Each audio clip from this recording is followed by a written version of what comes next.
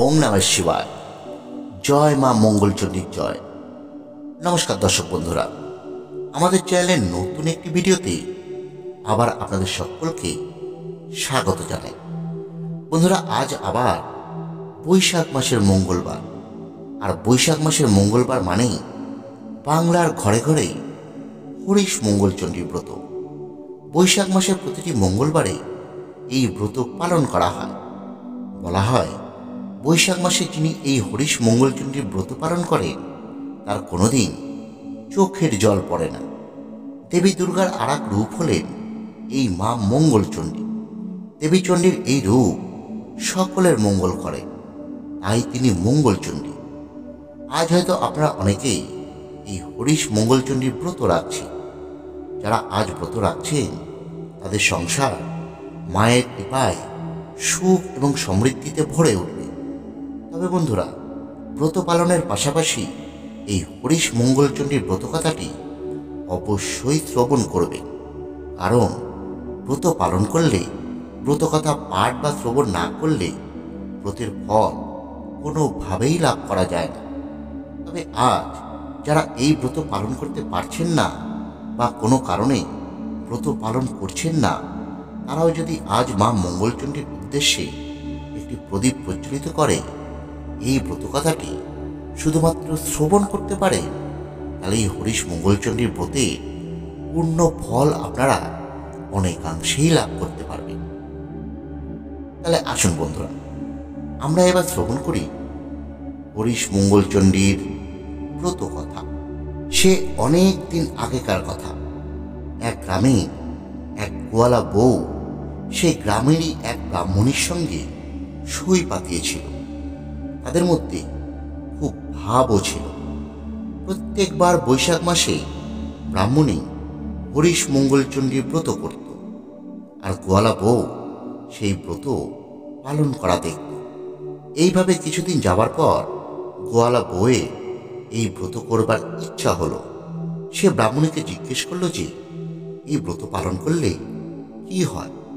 ব্রাহ্মণী তার কথা শুনে বলল, এই ব্রত করলে জীবনে কারো দুঃখ কষ্ট থাকে না, কারো চোখের জল পড়ে না, উল্টে সে সারা জীবন সুখেই কাটিয়ে দেয়।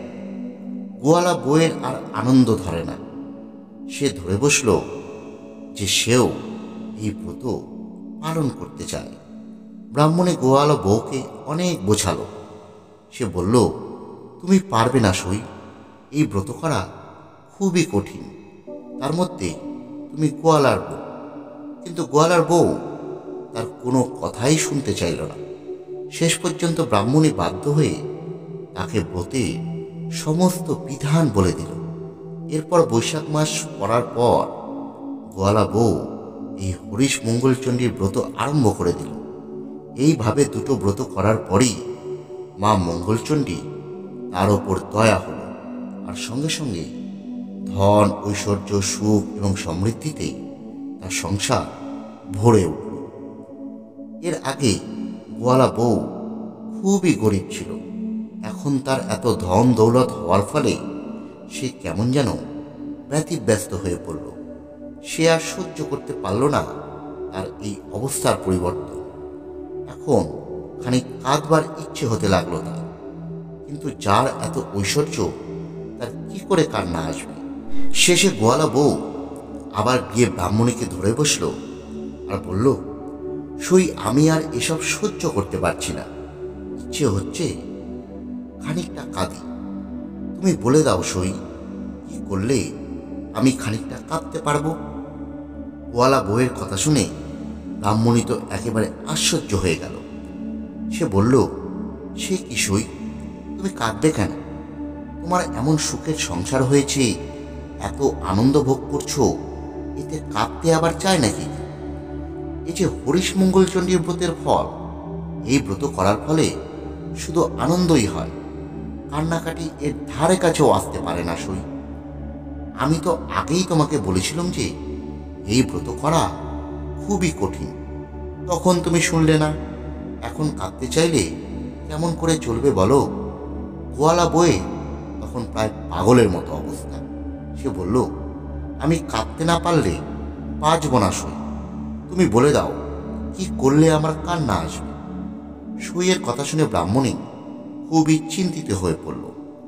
কি বলবো কিছুই ভেবে পেল না। এমন সময় তার চোখে পড়ল একটু দূরে একটা চাষের ক্ষেত।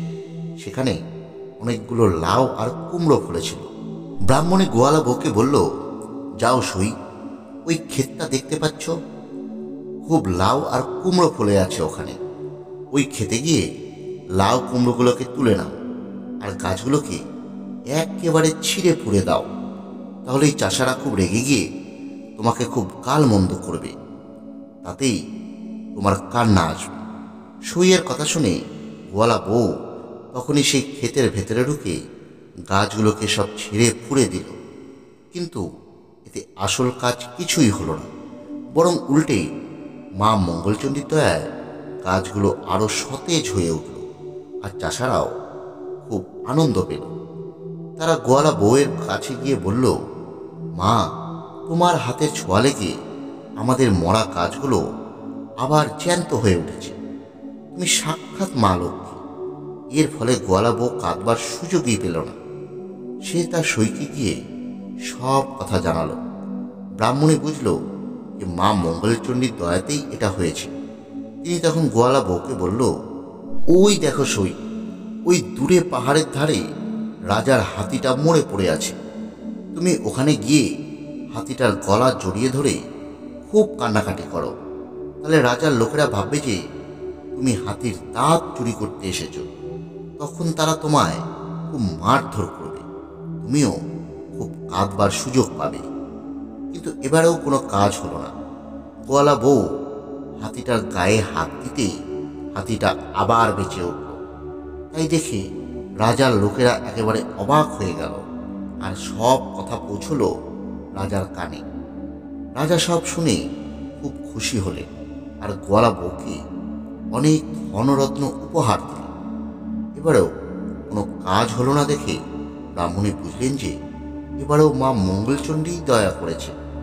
ব্রাহ্মণী তখন বললেন, দেখো শোনো, এক কাজ করো, কতগুলো বিষের নাড়ু তৈরি করে তোমার মেয়ের বাড়ি পাঠিয়ে দাও।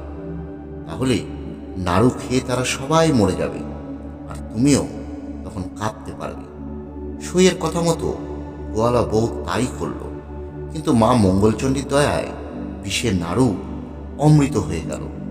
মেয়ের বাড়ির লোকেরা সেই নাড়ু খেয়ে খুব খুশি হলো। তারা আরও কিছু নাড়ু পাঠানোর জন্য পত্র লিখল। এতেও যখন কাজ হলো না, তখন ব্রাহ্মণী গোয়ালা বউকে বলল, যখন কিছুতেই কিছু হচ্ছে না, তখন তুমি মা মঙ্গলচণ্ডী ব্রত করাই ছেড়ে দাও। গোয়ালা বউ মঙ্গলচণ্ডী ব্রত করা ছেড়ে দিল। এতে মা মঙ্গলচণ্ডী তার উপর খুব বিরূপ হয়ে গেল। ক্রমে গোয়ালা বউয়ের স্বামী, পুত্র, দাস, দাসী, হাতি, ঘোড়া সব চলে গেল। গোয়ালা বউয়ের সব চলে যাওয়ার ফলে এবার সে হাও মাও করে কাঁদতে লাগল। কান্না আর কিছুতেই সে থামাতে পারল না। শেষে ব্রাহ্মণীর কাছে গিয়ে বলল, সই, আমি আর কাটতে পারছি না, যেমন করে পারো আমার কান্না তুমি থামিয়ে দাও। ব্রাহ্মণী তখন বলল, তুমি তো কাঁদতেই চেয়েছিলে সই, এখন কান্না থামাতে বললে কি হবে? যাক, যা হবার তা হয়ে গেছে। এখন বাড়ি গিয়ে মরাগুলো জড়িয়ে ধরে খুব খানিকটা কাঁদো। তারপর সেগুলোকে খুব সাবধানে রেখে সামনের মঙ্গলবার থেকে আবার মা মঙ্গলচণ্ডীর ব্রত করা আরম্ভ করো। সইয়ের কথা শুনে গোয়ালা বউ বাড়ি ফিরে এসে ব্রাহ্মণীর কথা মতো সবই করল। আর খুব খানিক মাথা খুঁড়ে কাঁদবার পর মা মঙ্গলচণ্ডী স্তব করতে লাগল। তারপর মঙ্গলবার আসতেই সে খুব শুদ্ধাচারে মা মঙ্গলচণ্ডীর পুজো আর স্তব করল। সব শেষে দু হাতে মার ঘর ধরে মাকে খুব ডাকতে লাগলো। এমন সময় সে শুনতে পেল কি যেন বলছে, আর কখনো এমন কাজ করিসনি, যা, তোর আর কোনো ভয় নেই। এই ঘটের জল মরাগুলোর গায়ে ছিটিয়ে দে, তাহলেই সবাই বেঁচে উঠবে। ঘটের জল ছিটিয়ে দেওয়ার ফলে গোয়ালা বয়ে সবাই মা মঙ্গলচণ্ডীর দয়ায় বেঁচে উঠল। আর তার আগের অবস্থাও সে ফিরে পেল। গোয়ালা বউ তখন খুব শুদ্ধাচারে মার ঘরটি তুলে রেখে ছুটে গেল ব্রাহ্মণীর কাছে। তাকে সব কথা জানালো, তার পা জড়িয়ে ধরে আশীর্বাদ চেয়ে নিল। এদিকে গোয়ালা বউয়ের এই অবস্থার পরিবর্তনের ব্যাপার দেখে পাড়াশুদ্ধ সবাই অবাক হয়ে গেল আর গোয়ালা বউকে ধন্য ধন্য করল।